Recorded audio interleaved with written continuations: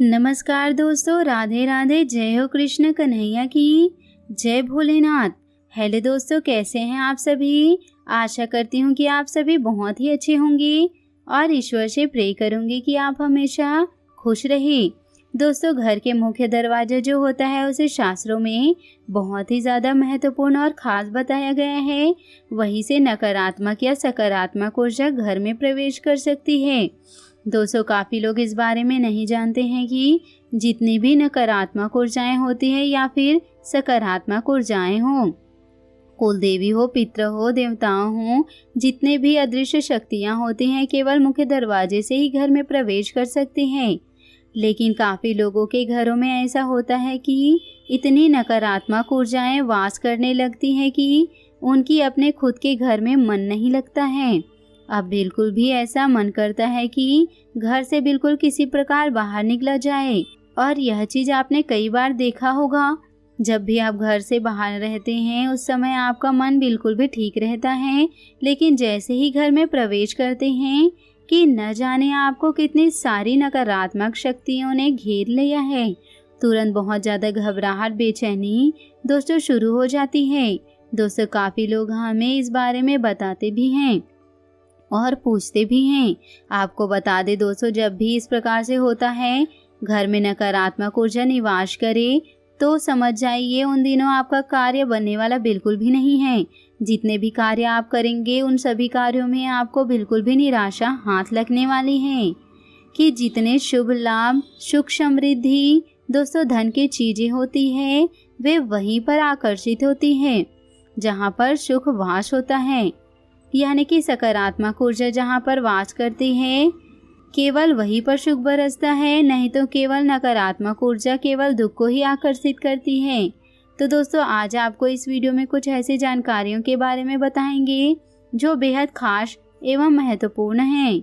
मेरी सभी बातों को ध्यान से समझकर, जिससे दोस्तों इस जानकारी का आप लाभ उठा सके।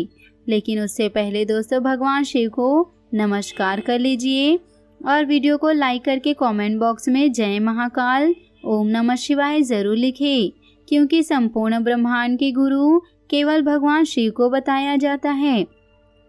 अब दोस्तों, आपको यह भी बता दें कि काफ़ी घरों में ऐसा होता है कि पितरों के कारण भी कष्ट होते हैं, क्योंकि पितृ प्रसन्न नहीं होते हैं या पितृ संतुष्ट ना हो, तो ऐसे घरों में दोस्तों हमेशा संकट लगा रहता है।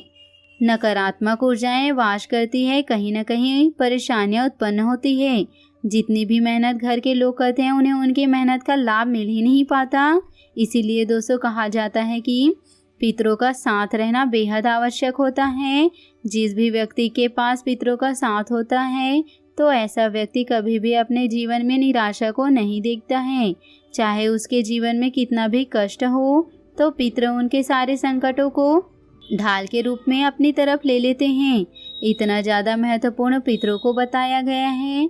अब दोस्तों आपको ये भी बता दें, पितरों का जो स्थान होता है, जो दोस्तों घर के मुख्य द्वार होता है, घर के मुख्य द्वार के जो ऊपर का स्थान होता है, वहीं पर पितृ, कुल देवी, कुल देवता वास करते हैं।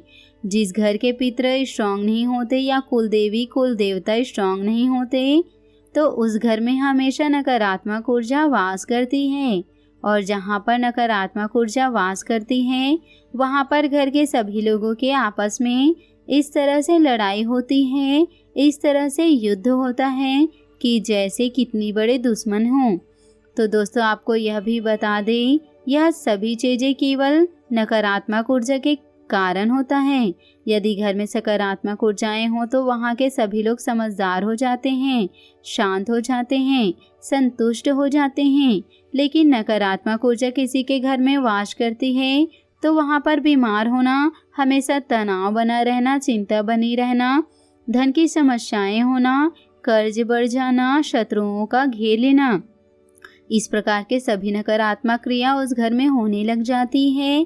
दोस्तों, सबसे पहले आप यह चीज़ को समझें, आपके घर का जो मुख्य दरवाज़ा है, जो आपके घर का मुख्य द्वार है, उस पर हमेशा हर महीने एक स्वास्तिक बनाना है और उसे हर महीने चार्ज भी करना है।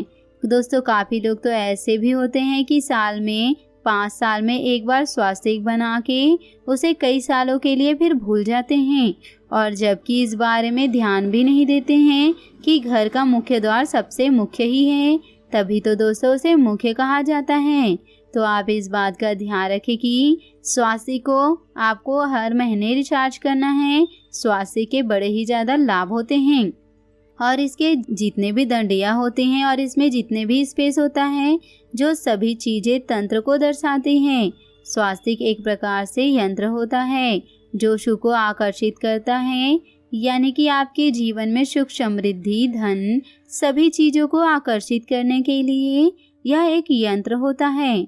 इस बात का भी ध्यान रखा करें, अगर आपके घर में धन की समस्याएं हैं तो केवल हल्दी से ही स्वास्तिक को बनाना है, और अगर आपके घर में शत्रुओं की समस्या रहती है या फिर बच्चे आपके कहना नहीं मानते हैं, धन की समस्या भी होती रहती है, तो आपको अष्टघन का इस्तेमाल करना है, या फिर सिंदूर में भी चंदन मिला करके घर के मुख्य द्वार पर बनाया जा सकता है।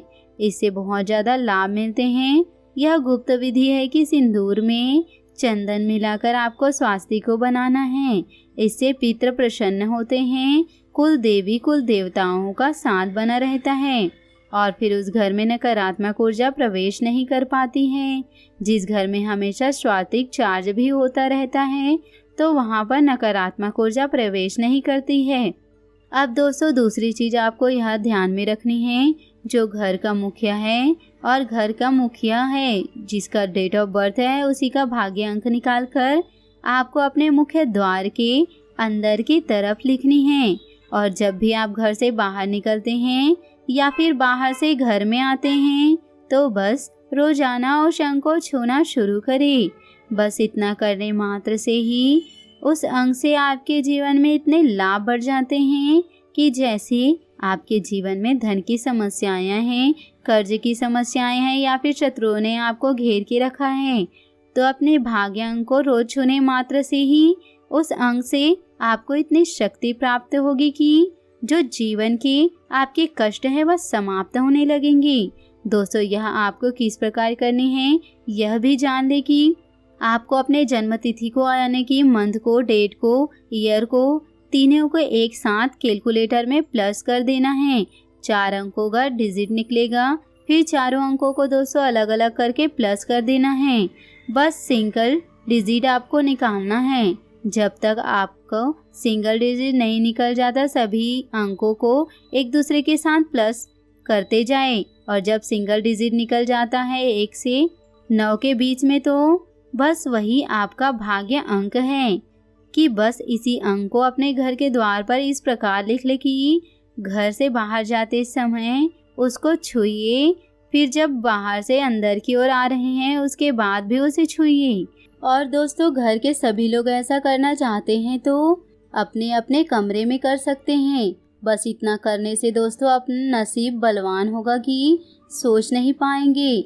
दोस्तों आप अपने भाग्य अंक के संपर्क में रहते हैं, यानी कि अपने सराउंडिंग को अपने भाग्य के अनुसार बनाते हैं तो जीवन में निश्चित ही सफलताएं आने लगती है। तो दोस्तों यह केवल आपका भाग्य अंक एक डिजिट या एक नंबर नहीं है या कोई अंक नहीं है, बल्कि यह आपके ग्रह को, शक्तियों को दर्शाती है।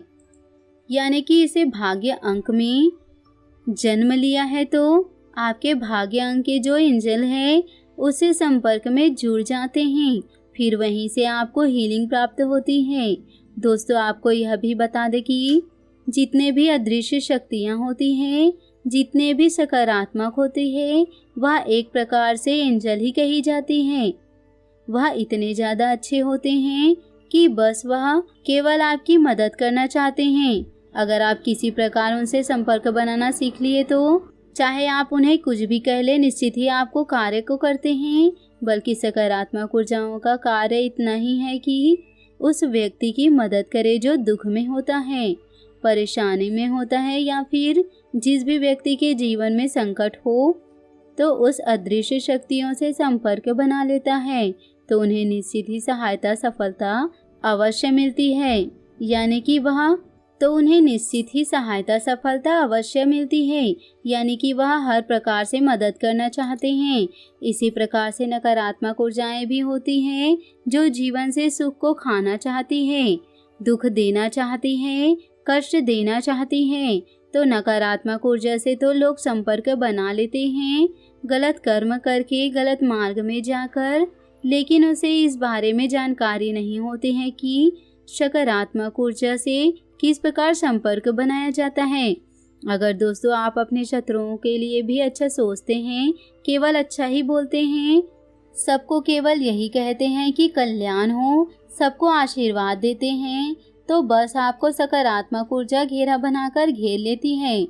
तो दोस्तों उम्मीद करती हूँ कि आपको यह वीडियो बहुत अच्छी लगी हो, तो हमें कमेंट के ज़रिए ज़रूर बताइएगा। और यदि आप हमारे चैनल पर नए हैं तो चैनल को भी सब्सक्राइब ज़रूर करिएगा। और दोस्तों बेल आइकन को प्रेस करके ऑल पर सेलेक्ट करिएगा, ताकि ऐसे ही ज्ञानवर्धक वीडियो आपको समय से मिल सके और इसका आप लाभ उठा सके। तो आज के लिए बहुत बहुत धन्यवाद। मिलते हैं अगले वीडियो में। आपका दिन शुभ हो, मंगलमय हो।